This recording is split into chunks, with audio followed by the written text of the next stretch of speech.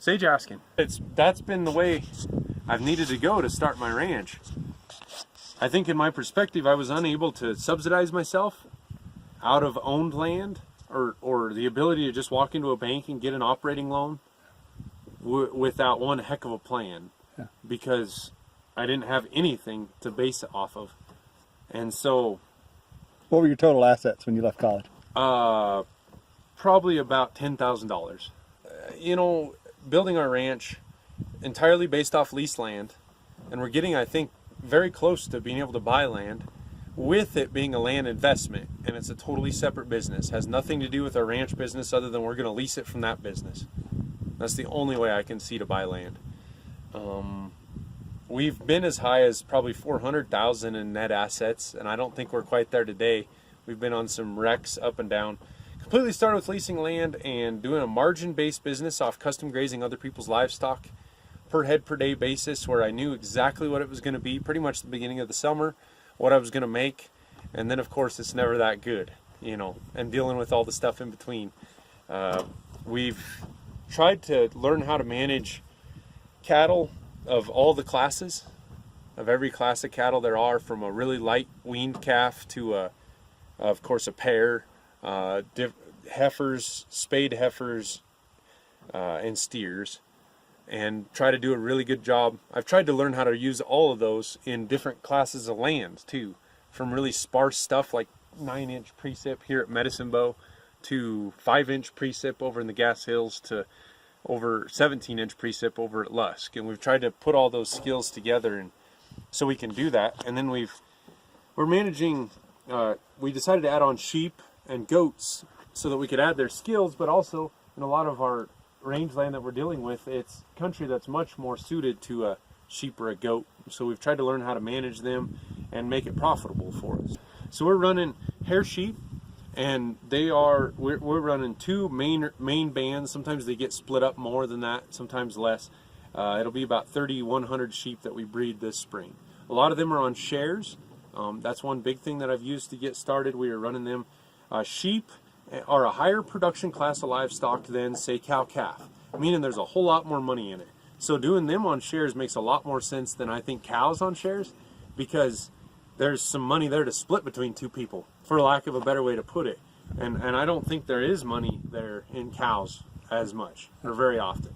A 70-30 deal on cows is it's gonna burn the producer once in a while pretty bad, I think. So yeah. It's going to be pretty tough. It's usually pretty good for the investor, but it sometimes can burn a producer pretty bad.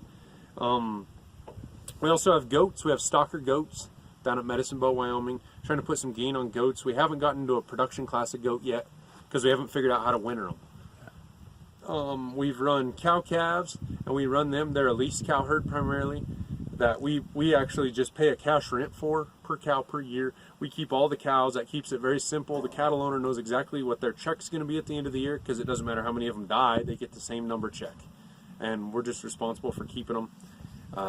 What's your scale on that? We run about 280 of those, and then we've got 400 steers that we're summering, and then we've got 110 breeding heifers that we're breeding. That's our stocker cattle class of livestock for this summer. We're also running about 300 custom cows. We just run per month, per head, per day, per month. And that is primarily the reason I'm still doing that is cash flow, and it's my drought plan. Yeah. If I need extra feed, I just decrease the number of those, and they get sent home so that I've got a place for our cows.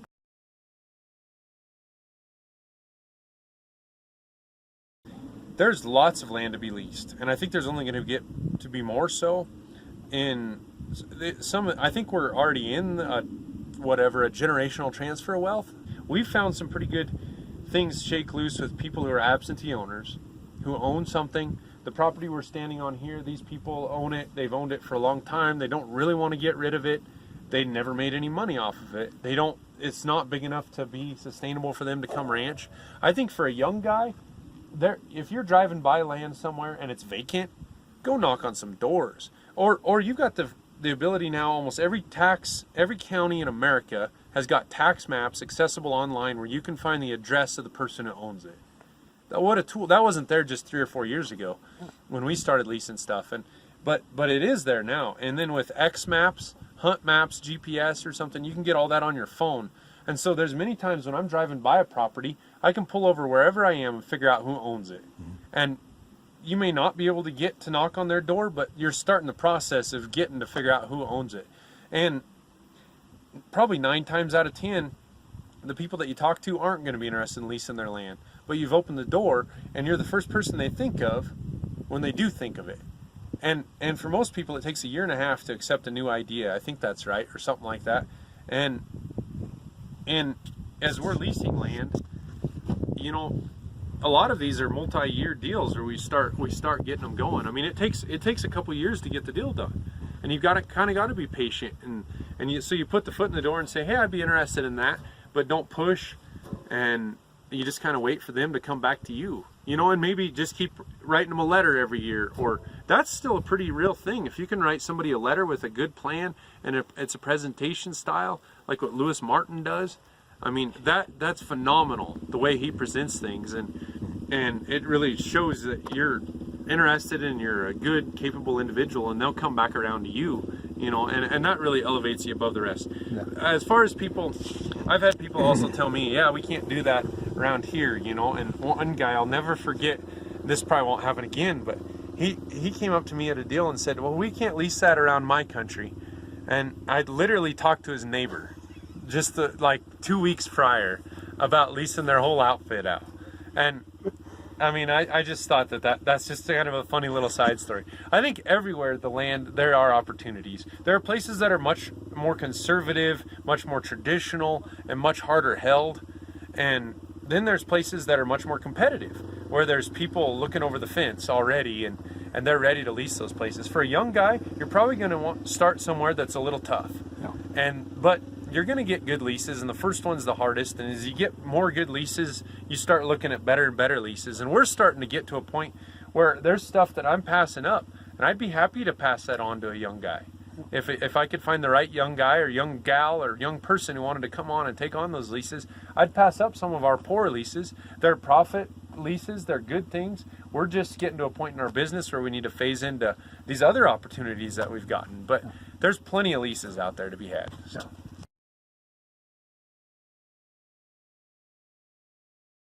Okay, so the Ranching for Profit School is one of the more excellent places that we've been to learn how to identify a good enterprise, to cut the deadwood of the other enterprise, to focus in on the good enterprise or enterprises, and to really know why you're doing those enterprises.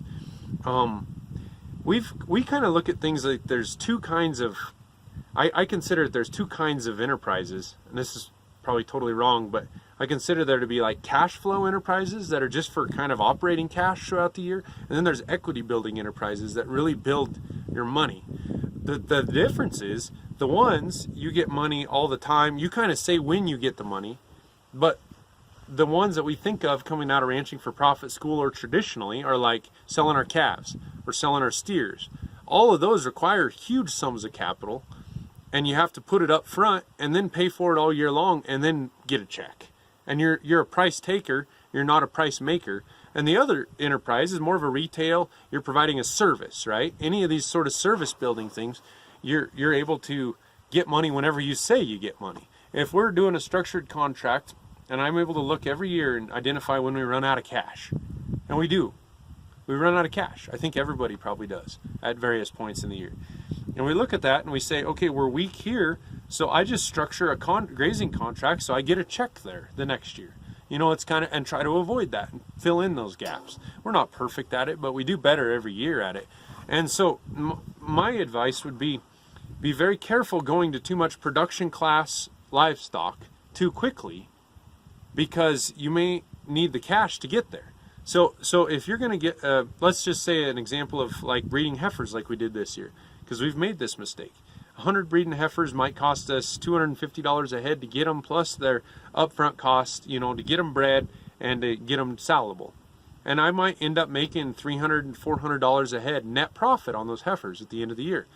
But I had to spit out $900 to buy the heifer, and I had to spit out $250 to put expenses in her before I ever see a dollar of her. Less tying up $130 grand that I've had to tie up in those heifers, in 100 heifers. Yes, at the Ranching for Profit School, we might be led to believe you know, by our own math, that that's easily our most profitable enterprise.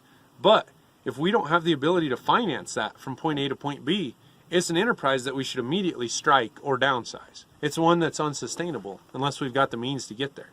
So that's my big caution. You know, it's okay to go all in on an enterprise or an enterprise mix, but the last part of it should be to take a step back and say, okay, is this realistic? And to a deeper level, is it something that I can cash flow from here to here?